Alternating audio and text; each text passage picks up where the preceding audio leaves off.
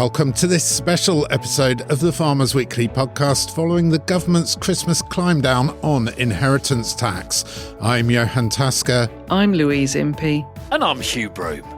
Now you join us after the government's decision to water down plans to impose 20% inheritance tax on farm assets worth more than £1 million. In a major concession, the government's announced it's increasing that £1 million threshold for inheritance tax on farm assets to £2.5 million.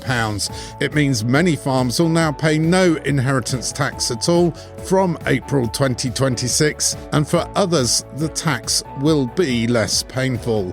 The move follows well over a year of lobbying and protests by farmers, many of whom drove tractors hundreds of miles to the heart of Westminster. In a moment, we'll unpick exactly what this climb down means for farming families and farm businesses.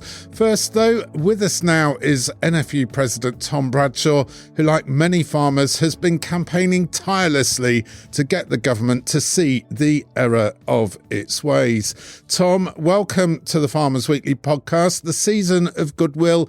Christmas come early? Look, I think there's a huge relief for many farming families right the way across the United Kingdom because of the announcement of the changes to inheritance tax.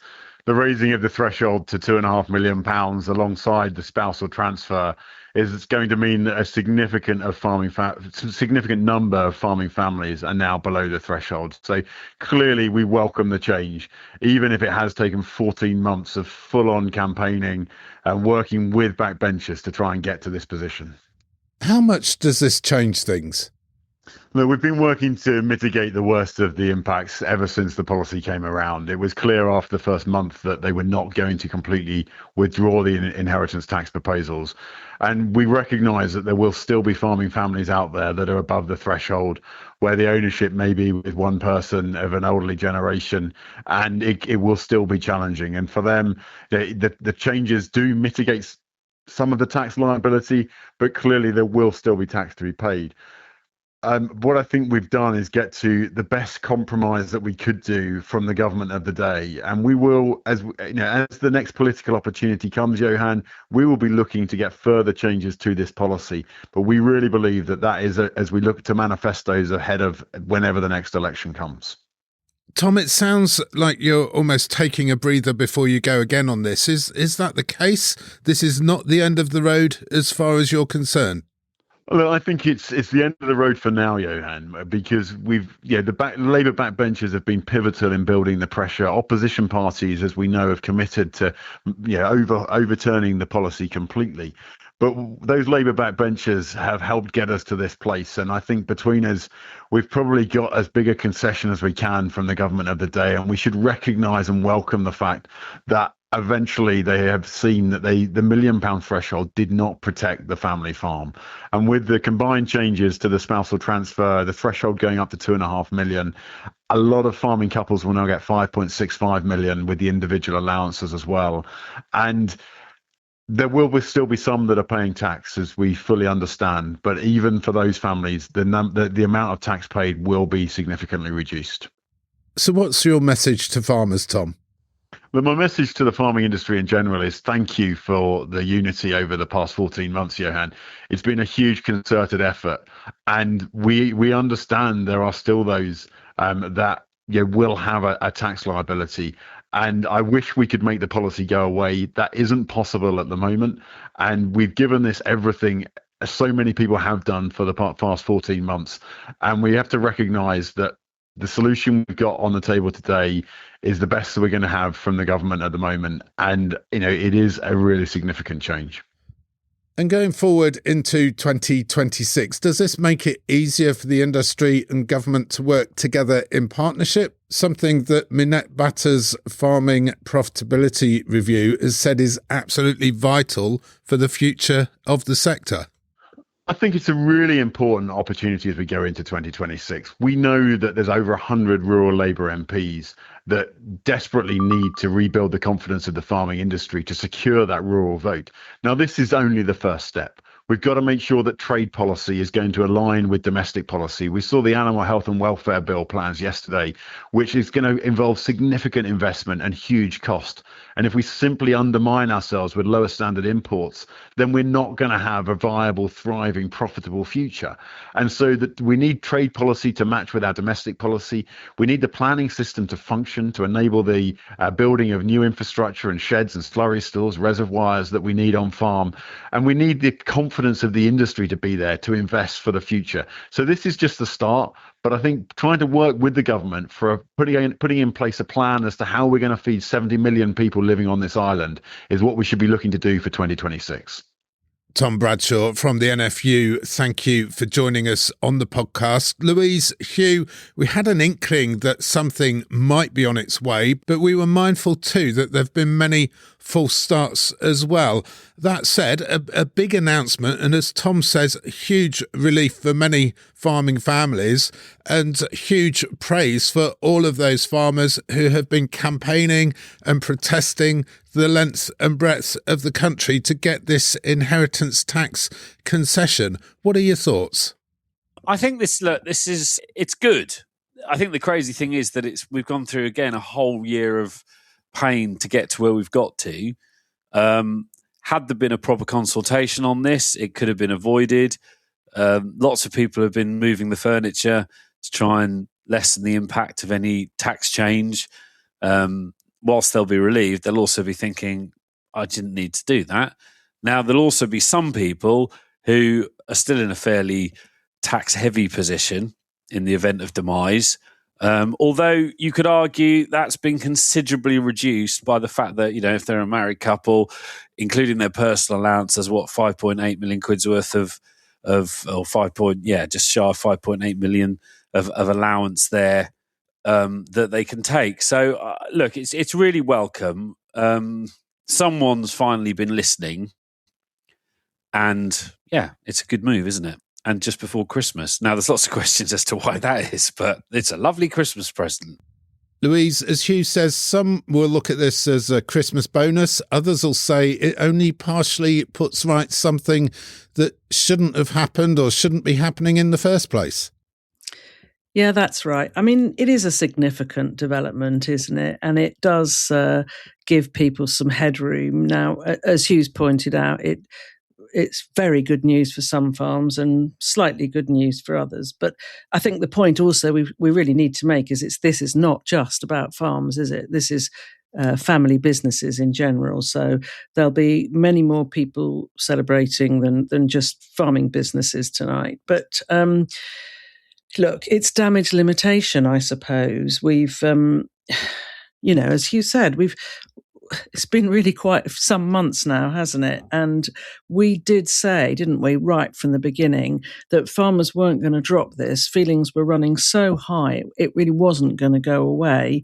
They didn't go away. And then finally, this has happened. Again, as we say, just right the day before Christmas is a strange timing to me, but perhaps that's because they are looking for a fresh start for the new year, and goodness knows, don't they need a fresh start. I was listening to Emma Reynolds a bit earlier on today, and her words were, we are refining the policy because we've been listening to farmers. So, Emma hasn't been in the job too long, has she? So well done to her for taking it on in the way that she has. Well done to the NFU, and all the organisations that have worked really hard on this. I think one of the really main things for me is that Labour has well and truly alienated the farming and rural communities since it came into power. This has not just been about inheritance tax, lots of other things too. So wouldn't it be great if this really was a reset in the relationship and that some confidence can begin to return? Hugh, some commentators and opposition politicians are describing this as a U-turn. Others, including DEFRA Secretary Emma Reynolds, say it is more a case of refining the policy. Refining the policy. Perhaps it's Emma Reynolds refining the policy now that she's in the chair at DEFRA and she has some previous, obviously, working at the Treasury. and has obviously been listening to what people have been saying. It could be a U-turn, or it could be a change of decision. Had you, it's like an unofficial. No, it's like a torturous consultation. So had they had a proper consultation from day one, which I remember when the Chancellor stood up a year and a half or whenever it was ago in October 24 and first said this. In her speech, when it was literally a throwaway line, as you'll remember, in the budget speech, in her line, she said, "We will consult with various people on this." And of course, they haven't done. So had they consulted, they would have come up with a much better, they could have come up with a really good policy, which takes the whole money laundering thing out of it and encourages business and growth. But yes, we've talked about that till we're blue in the face. U-turn, change of decision, whatever. Yeah, it's come out the day before Christmas, pretty much. It's almost like, yeah, okay, you were right, but we don't want to admit it. Let's just move on. I mean, it's, I don't know.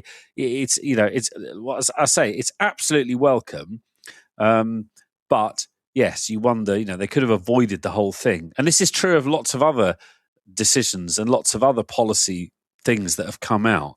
And part of you does wonder: is parts of this administration so naive when it comes to business, when it comes to just the real world that isn't part of working in local government unions or the government machine, because that's where lots of Labour MPs have worked. They're so naive that it takes, just abnormal routes to get to policy points, whereas other administrations have been slightly better at consulting, or there's more experience in there, so they don't come out with these not very workable policies or damaging policies. I mean, they've U-turned on so much stuff. It's a welcome U-turn, but yeah, it's not a great look, is it? A welcome U-turn then. And to tell us how this U-turn came about and what it means, we're joined by Jonathan Roberts, Director of External Affairs at the Country Land and Business Association. Jonathan, let's start by putting this inheritance tax climb down into context. Well, bearing in mind that government from the outset has said it is not changing its mind, I think when we had the change a few weeks ago in the budget for the spousal transfer, that seemed to me like the first chink in the armour. It was the first recognition that actually there's something wrong with the policy, and government had not really admitted that before. So at that point, I think I felt that there was something else coming. There was 40 Labour MPs now saying, hang on, we need to fight for some sort of change. And we knew that something was coming, and we didn't know exactly what, but there would be lots of conversations going down to the wire. I think this is a significant change, not least because it takes a really good number of our farmers and family businesses around the country out of the IHT picture entirely. It helps those with larger enterprises somewhat, but the campaign isn't over. But I think we do need to recognise that government has listened. And what was the straw that broke the camel's back, do you think? I think there was a bringing together of a number of things at the same time. There was the sense that there was the momentum with the rebel Labour MPs. That number was growing and growing, and we were finding the conversations that we were having with Labour MPs easier. It was clear that they had accepted that there was a profound economic impact, that there was a profound human impact as well. So that was one thing. The timing of the Batters review as well. And I'm sure many honest conversations taking place behind the scenes there. But I think probably the big one was the battering that MPs gave the Prime Minister at the Liaison Select Committee last week, where the profound human impact was there for all to see. And I really don't think that he had understood the human impact of this. So all of those things came together, and at that point I couldn't help but think, yeah, there's going to be a change pretty soon. And with all that in mind, what are you telling your members, farmers and rural businesses? Well, the best thing that they can do at the moment is plan. Speak to their advisors, If they're members of the CLA, speak to us. We can help them and have those conversations within their own families about how succession is going to work. There's lots of material out there to help them undertake that journey. But we're not giving up on the campaign. We've noticed that other parties have come out today and said that they will still scrap the entire change, and that's very, very welcome. But we can't guarantee anything in the future. All we can do is try to be the master of our own destiny as best as we can and look after our businesses, look after our families, and take the appropriate advice today. That's Jonathan Roberts of the CLA taking a very considered view of this announcement and saying the lobbying very much continues. In a moment, we'll be looking at the financial impact of this announcement with an independent farm tax expert. First, though, Louise, you and I were speaking before we came on air, discussing whether we should be celebrating or indeed thanking the government for this climb down. You had an interesting view on that.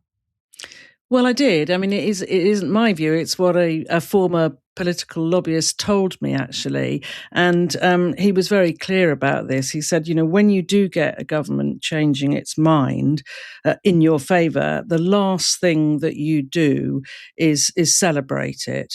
What you do is you thank them and you welcome their change of heart, if you like, and you acknowledge how much they've understood and listened to you, so that you can then continue to work with them in the future. And of course, if you then go out celebrating and shouting about a U-turn, it doesn't really move the relationship on in a positive way. So he said, everyone's behaviour you have to be really careful, because you've as I said, you've then got to work with these people in the future. So that was just a really interesting conversation. And he'd spent quite a few years as a lobbyist. So I learned a bit from him. I mean, it is, when I listened to Emma Reynolds again earlier on today, she did say the government is not changing its mind. It is simply, as we said, refining, tweaking the policy. So, there are different words, different ways of putting things. And the other thing that's really struck me today as the days rolled on and this news has come out is how everyone is taking credit for it. The other political parties, whichever organisation they are, they're all taking credit for it. But it is, I know a lot of people have worked very, very hard, and I think we really do have to acknowledge that, because it is, as we said, a significant development, and it's really, really welcome, as Hugh has said. But I think we just have to be a bit careful with the language that we use, remembering that there'll be many more decisions that they make which may or may not affect farming. Hugh, understandably, some farmers saying this climb down doesn't go far enough, this raising of the threshold. Do you think this increase to 2.5 million is as much as we can expect, or do you think there's more to give? I think what it does do, I think probably the changing of the threshold comes into line with the line that the Treasury and the government have been saying since day one, which is the vast majority of estates fall into this. They don't have to pay, they don't pay inheritance tax anyway, yada, yada, yada. And they've been using that line, and we knew that wasn't true because of all the work that was done, and the fact that average family farms of somewhere between 100 and 300 acres, say, were woefully outside of the threshold. I think most of those average family farms, based on the land value and some stock and machinery value, probably now, with the husband and wife allowance, comfortably fall in. And I think even if you were, I don't know, if you said that covers, say, a 500-acre farm, even with a 700 or an 800-acre farm now, if they own the whole lot, the fact that you've effectively got just over 5 million quid's worth of exemption at the start, if it's a married couple, means there's tax to pay, but only on the sort of 200-300 acres over the 500. So it takes a huge, huge sting out the tail. I think moving forward, the way to refine this is what we've always said, isn't it? Which is to actually identify, so to reward hardworking family farms or any business that's investing, employing and contributing, and to penalise people that are just parking cash there, lazy landlords not doing anything and just using it as a means to transfer cash from one generation to the other tax free. So we need to run, and actually thinking about it, Manette's review from last week, that touched on that, didn't it, when it talked about the farming, the farmer test when it comes to farm support. So making sure that support is going to people who are actually getting their hands dirty and farming and taking a risk and contributing and feeding people versus those who are just claiming loads of wild bird or whatever. So I think the refinement moving forward with the policy, that's surely where it's got to go. But it's hugely welcome. And I think, look, regardless of who's made what decision, what, where, why, when, it is welcome. And someone has made that decision, whether it was the Prime Minister, whether it was the Secretary of State influencing the Prime Minister. Either way, it's a good result, and it will take a lot of worry away from a lot of farming enterprises, family setups, which has been, the sort of Damocles hanging over many of these, particularly smaller family businesses. And there's some breathing room there now, and actually they might think it's worth investing again. And I think that ties in really importantly, doesn't it, going forward with government policy, where we're heading, with the farming plan that's due out early next year, with the relaunched SFI, with all of the stuff they're working on, and all the painful stuff that's going to come out, if they refine farming rules for water, the new animal welfare bill that's coming in, that's going to have an impact in certain quarters, and all of those things going on combined. If this is sort of partly moved off the table, it's not fully gone because it's still going to affect, lots of businesses and lots of people, particularly larger farms, but it's a better place for the minister to work if she wants to develop and do what she says to do, which is to develop and incentivise farmers to invest and move forward. Yeah, of course, if farming families have any money left to invest after spending so much on tax mitigation advice over the past year. And to tell us about the financial impact of the IHT climb down, here on the line is tax expert Sam Kirkham, partner at accountants Albert Goodman. Sam, it's a little bit of a bad line, but I'm sure podcast listeners will stick with us. What does this announcement do to the numbers?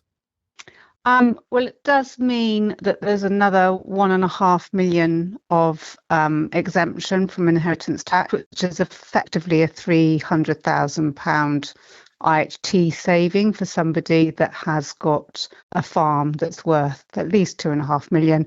And for a married couple, 5 million is a 600,000 effective tax saving. A significant concession then that will take many people out of the inheritance tax equation altogether. Yeah, it'll be a huge relief for many, but there are still a lot of farm businesses worth more than 5 million and many people without a spouse, so we're still relying on a 2.5 million allowance. So most farms are going to be worth more than that. So for people without a spouse, they're still faced with an IHT bill. So there's still a lot of lobbying to do, really, to extend exemptions further or remove what effectively is an anti-growth tax altogether. And what are you advising your farming clients, Sam? Well, there will be many that have taken advice already and spent quite a bit of money that are now going to be fully exempt. So, it's disappointing that it's come this late after people have spent a lot of money that might not have been necessary. But there's still lots of people impacted that still need to continue with advice before 5th of April. Sam Kirkham, partner from accountants Albert Goodman. Louise, as Sam says, there are, of course, lots of farmers out there who are still going to be affected by this, as well as farmers who've spent thousands of pounds on advice to mitigate the impact of a tax that they're no longer going to face anyway. Where do you think we go from here? Yeah, spent a lot of money. Yeah, definitely. There's been an awful lot of meetings that have taken place. A lot of professional advice has been sought. So, yeah, well, that's happened now, hasn't it? Where do we go from here? That's really the question, I think, now, isn't it? And as Hugh has just alluded to, we've got various things that we know are in the offing, and then we're going to be unveiled as 2026 comes in and gets going. So, yeah, let's just hope that the way that they are anything that is delivered by the government from here on, let's just hope that they have really consulted on it and understood the implications of things, because we haven't really seen much evidence of that so far from this Labour government. So that's going to be really, really important. Now, if this is a new listening government and listening DEFRA, then that is fantastic. That's helpful, isn't it? And people can work together. But that, for me, is the big test now. Is this going to be a fresh start? Are we really resetting this relationship, or has just too much political damage been done? And I really don't know the answer to that. And Hugh, your final thoughts? One thing, it's absolutely a time to move on, and hopefully it does reset. But the one thing that worries me slightly is that obviously the Prime Minister is still in the position he's in, and I don't think that a change in watering down or changing the inheritance tax thresholds are going to hugely change the Prime Minister's popularity ratings. Let's be brutally honest about this. And I worry slightly that we seem to have a minister in DEFRA, which is great, who seems to want to get on and deliver stuff, which is brilliant. As a team, they seem to want to really crack on, and that's to be applauded. The one worry in the back of my mind is if they go into some leadership debacle later this year or next year, or possibly early the following year, where does that leave those individuals and all of this progress that's suddenly been made in a short period of time? Where does that go? So that's just one thing to ponder. It may be that he carries on. He may carry on and say, look, I'm not going anywhere. I'm staying here. I'm in charge. This just chonks on. I'll just keep doing U-turns, keep doing whatever. Or it may not be, in which case all the furniture could get changed again.